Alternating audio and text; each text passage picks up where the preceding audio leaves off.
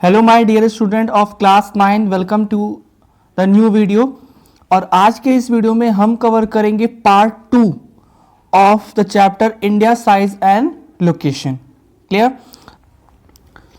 और पार्ट 1 की video already upload है, ठीक है। तो अगर आपने वो वीडियो नहीं देखी है तो आप लोग उस वीडियो को देख लीजिएगा, डिस्क्रिप्शन में आपको लिंक मिल जाएगा। उस वीडियो में मैंने जो भी कॉन्सेप्ट डिस्कस किए हैं उनको मैंने बहुत डीपली डिस्कस किया है, ठीक है। तो अगर आप लोगों ने नहीं देखी है तो वीडियो देख लीजिएगा, डिस्क्रिप्शन में आपको लिंक मिल जाएगा। चलिए आगे बढ़ते हैं। चलिए सबसे पहले let's recap the topic of the part 1। थोड़ा सा जो हम लोगों ने पार्ट 1 में कवर किया था, जो भी टॉपिक्स, उसको रिकैप कर लेते हैं कि हमने कौन कौन सी चीज़ें कवर की थी, ठीक है। देखिए मेजर 2 टॉपिक्स हमने कवर किए थे, location of the India and the size of the India. Location of the India में हम लोगों ने ये देखा था कि इंडिया लोकेट कहाँ पे करता है, ठीक है। What is the latitudinal location, longitudinal location, ठीक है, ट्रॉपिक ऑफ कैंसर, और यहाँ तक कि हमने लैटिट्यूड्स और लॉन्गिट्यूड्स को भी समझा था। इंडिया कौन से हेमिस्फीयर में लाई करता है, इन सब चीज़ों को हम लोगों ने डिस्कस किया था, ठीक है। उसके बाद हमने देखा था साइज ऑफ द इंडिया कि what is the size of the India, India की साइज क्या है, ठीक है। इन सब चीज़ों को भी हम लोगों ने डिस्कस किया था, ठीक है। तो इट मीन दैट कि हमने इन सब चीज़ों को बहुत ही डीपली जो है डिस्कस किया है पार्ट 1 में, ठीक है। तो अब हम लोग क्या करेंगे, आगे बढ़ते हैं। चलिए अगर वीडियो अच्छी लगे तो लाइक शेयर कर दीजिएगा, चैनल को सब्सक्राइब नहीं किया तो चैनल को सब्सक्राइब कर दीजिएगा। आगे चलते हैं। अब हम देखते हैं इंडिया एंड द वर्ल्ड, कि इंडिया का वर्ल्ड से क्या रिलेशन है, ठीक है। इंडिया की वर्ल्ड में क्या इंपॉर्टेंस है, इनको हम जो है डिस्कस करेंगे, ठीक है। चलिए the land mass between the east and the west Asia, southward extension of Asian continent. देखिए तो ये आपका क्या है, एशिया है। ये क्या हो गया, ईस्ट एशिया हो गया। ये क्या हो गया, वेस्ट एशिया हो गया। तो इंडिया का जो लैंड मास है वो आपको इन बिटवीन देखने को मिलेगा। दिख रहे हैं यहाँ पे ना, ईस्ट एशिया और वेस्ट एशिया के बिल्कुल बिटवीन, बीच में आपको देखने को मिलेगा। और इसके साथ साथ जो हमारा जो लैंड मास है ये साउथवर्ड एक्सटेंशन, देखिए यहाँ पे ये जो है एशिया का साउथ है, तो यहाँ पे हमारा जो लैंड मास है वो देखिए क्या हो रहा है, एक्सटेंड हो रहा है ना। तो साउथवर्ड एक्सटेंशन है हमारा लैंड मास, ठीक है। आगे देखिए, तो इंडिया की जो लोकेशन है ना एशिया में, वो बहुत ही स्ट्रैटेजिक लोकेशन आप कह सकते हो, ठीक है। इंडिया की जो लोकेशन अभी हम देखेंगे क्यों। देखिए the trans Indian Ocean routes which connect the countries of the Europe, the west and the countries of the east Asia. अब देखिए यहाँ पे जो ये आपको रूट्स देखने को मिलेंगी, ठीक है। तो ये ट्रांस इंडियन जो रूट्स हैं, इससे आप क्या कर सकते हो कि एशिया की जितनी भी कंट्री है, ईस्ट एशिया से आप कनेक्ट हो सकते हो, वहाँ की कंट्रीज से कनेक्ट हो सकते हो, और यहाँ उसके साथ साथ आप जो है यूरोप से भी कनेक्ट हो सकते हो, वेस्ट एशिया से भी कनेक्ट हो सकते हो, ठीक है। ये एक बात हो गई। उसके बाद the Deccan peninsula into the Indian Ocean, helping to establish the close contact with the west Asia, Africa, Europe from the western coast, south east and the east Asia from the eastern coast. देखिए सबसे पहले Deccan peninsula क्या होता है।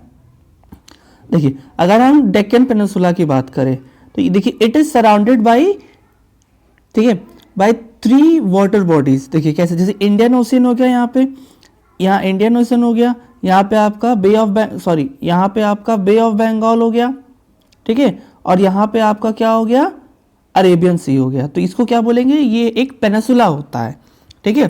चलिए यहाँ पे क्या बोल रहा है, अब जो डेक्कन पेनिनसुला जो रूट्स है उससे आप क्या कर सकते हो। देखिए आप जितनी भी कंट्रीज है उससे आप कनेक्ट हो सकते हो। यहाँ से आप एशियन कंट्री से कनेक्ट हो सकते हो, यहाँ ऑस्ट्रेलिया से कनेक्ट हो सकते हो, अफ्रीका से कनेक्ट हो सकते हो, वेस्टर्न एशिया से कनेक्ट हो सकते हो, यूरोप से कनेक्ट हो सकते हो। तो ये इंडिया की इतनी इंपॉर्टेंट पोजीशन है कि आप क्या कर सकते हो कि जो मेजर ऑफ द कंट्रीज हैं वर्ल्ड की, उससे आप कनेक्ट हो सकते हो, उनसे साथ आप ट्रेड कर सकते हो, ठीक है।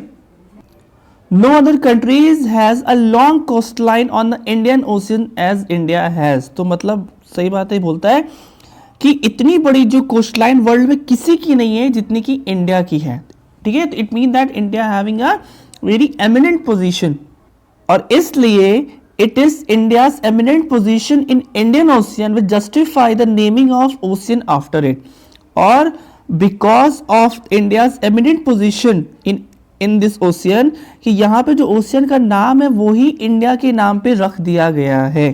बात समझ में आया? देखिए यहाँ पे दूसरे भी नेशंस थे, ठीक है, हम ऑस्ट्रेलियन ओशियन कर देते, पाकिस्तान ओशियन कर देते, लेकिन क्योंकि जो इंडिया की इतनी इंपॉर्टेंट जो है एमिनेंट पोजीशन है, इसीलिए इस ओशियन का नाम ही इंडियन ओशियन कर दिया गया है। ठीक है, बात समझ में आ गई? क्लियर हुआ? चलिए आगे बढ़ते हैं। अब हम देखते हैं कि India contact with the world, India का वर्ल्ड से कॉन्टैक्ट क्या रहा है। ठीक है, देखिए India's relationship with the world through the land routes are much older than his maritime contacts। देखिए इंडिया का वर्ल्ड से रिलेशनशिप तो रहा है, हम जो है इंडस वैली सिविलाइजेशन से अगर आप बोलोगे उस समय से ट्रेड कर रहे हैं। और जो मैरीटाइम ट्रेड है, अगर आप करो कि जो एयर ट्रांसपोर्ट है या वाटर ट्रांसपोर्ट है वो तो बाद में आया, उससे पहले अगर जो लैंड रूट जो उन सब से पुराना है, और इस लैंड रूट से ही हम क्या करते थे, वर्ल्ड से कनेक्ट थे। ठीक है, कैसे कनेक्ट थे? देखिए the various passes across the mountains in the north have provided the passages to ancient travellers while the ocean restricted interaction for long time. देखिए भाई सीधी सी बात है कि वाटर ट्रांसपोर्ट उतना था नहीं। जब वाटर ट्रांसपोर्ट नहीं है तो ओशियन जो होगा वो एक रिस्ट्रिक्शन होगा। लेकिन मैंने आपके साथ क्या डिस्कस किया कि लोग जो थे वो ट्रैवल किया करते थे। ठीक है, जो एंशिएंट पीपल थे वो ट्रैवल किया करते थे बाय द लैंड रूट्स। कैसे करते थे? ठीक है, क्योंकि माउंटेन्स में बहुत सारे पासेस थे, माउंटेन पासेस हुआ करते थे। ठीक है, तो उसके थ्रू जो है वो लोग ट्रैवल किया करते थे। देखिए यहाँ पे ये आप देख रहे हो ना, तो ये माउंटेन है, तो यहाँ पे आपको माउंटेन पास दिखेगा। ठीक है, इसके थ्रू जो है लोग ट्रैवल किया करते थे एक जगह से दूसरी जगह। देखिए जैसे इंडिया की बात करें तो इंडिया में बहुत सारे एंशिएंट ट्रैवलर्स आए हैं। जैसे कि अगर आप बात कर लीजिए, जैसे चाइनीज़ एंशिएंट ट्रैवलर्स आए। इंडस वैली सिविलाइजेशन में अगर हम लोग बात करें तो हम लोग ट्रेड किया करते थे मेसोपोटामियन कंट्रीज़ के साथ।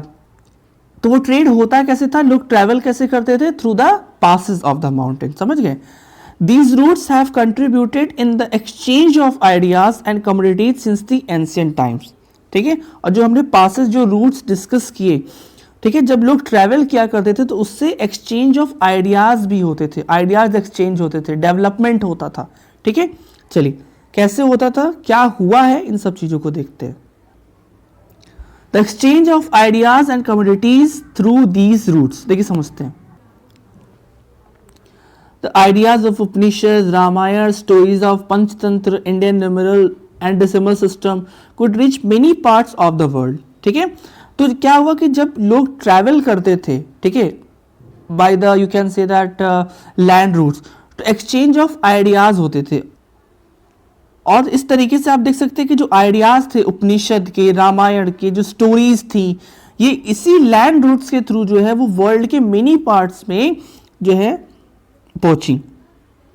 उसके बाद स्पाइसेस, मसलिन, जो क्लास 8 में आपने पढ़ा था ना, muslin, other merchandise were taken from the India to different countries. बात समझ में आई? यानी कि जो मर्चेंट्स हुआ करते थे वो इंडिया में आए बाय द लैंड रूट्स, वो इन सब चीज़ों को यहाँ से लेकर गए और उन्होंने फिर क्या किया कि डिफरेंट कंट्रीज में वो स्प्रेड हो गया। ठीक है, फैल गया।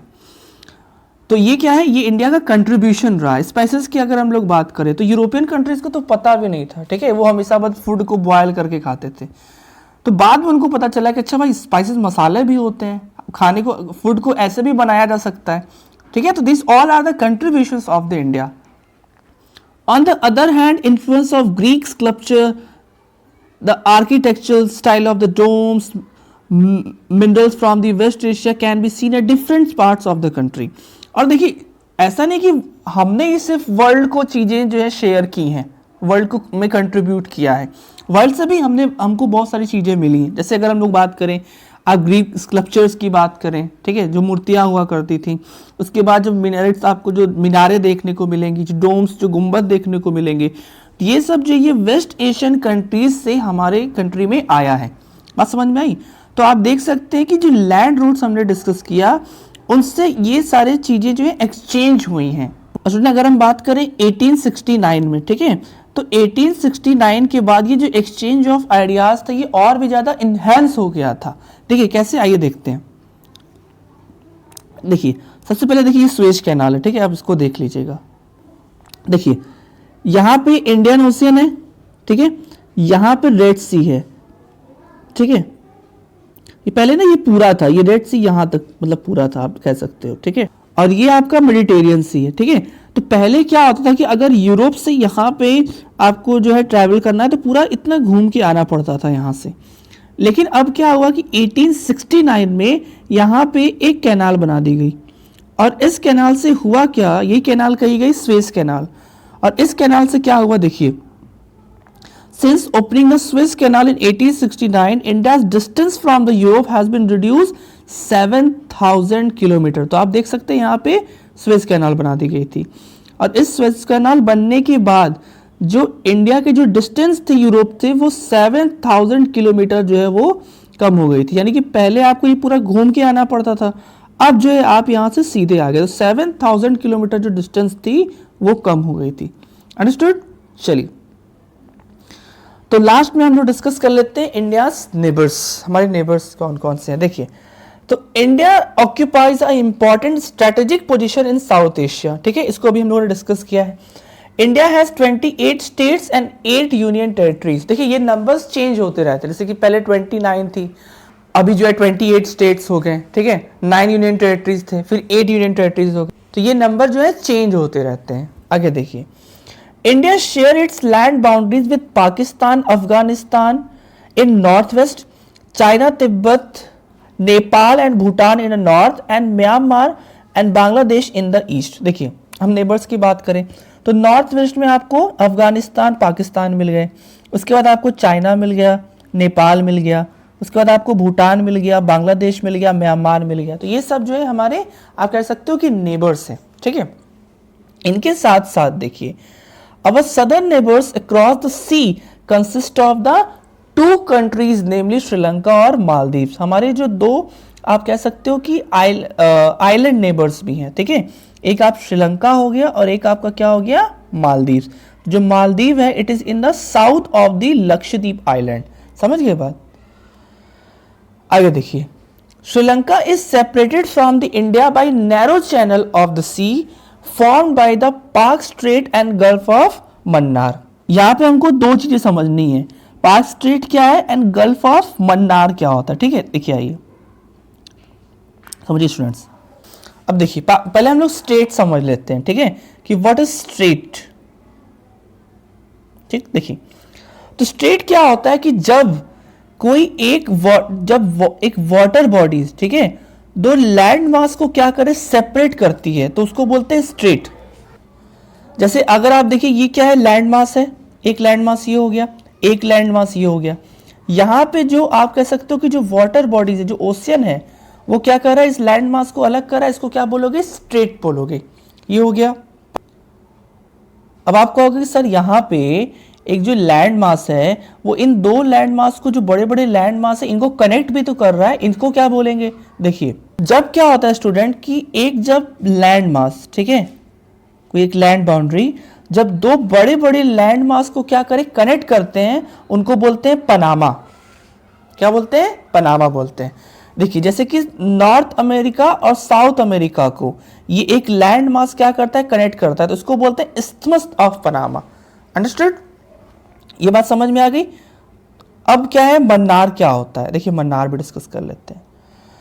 देखिए मन्नार किसको बोलते हैं स्टूडेंट्स, कि मन्नार क्या होता है कि जब एक वाटर बॉडीज, ठीक है, it is surrounded by the land mass by the 3 sides, उसको क्या बोलेंगे, मन्नार बोलेंगे। तो ये क्या है आपका, देखिए ये है मन्नार, ठीक है। बात अब समझ में आया तीनों क्या होता है। तो देखिए, तो श्रीलंका जो है इट सेपरेटेड कैसे होता है, Sri Lanka is separated from the India by the Palk strait and the gulf of Mannar, ठीक है। समझ में आ गई बात? चलिए, so India has geographical and historical links with her neighbours, ठीक है। तो ये सब जो नेबर्स हैं, ठीक है, इनका हमारे साथ ज्योग्राफिकल लिंक्स भी है, ठीक है, जो हमने डिस्कस किया, और हिस्टोरिकल लिंक्स भी है। जैसे अगर आप समझे कि पाकिस्तान पहले हमारा ही पार्ट था, श्रीलंका भी हमारा ही पार्ट था, अफगानिस्तान की भी बात कर लें तो हमारा ही पार्ट था, मुगल्स ने यहाँ पर भी कैप्चर किया हुआ था, बांग्लादेश भी जो है हमारा ही वो पार्ट था पहले। तो हमारे जो है हिस्टोरिकल लिंक्स भी हैं इनके साथ, ठीक है स्टूडेंट्स। चलिए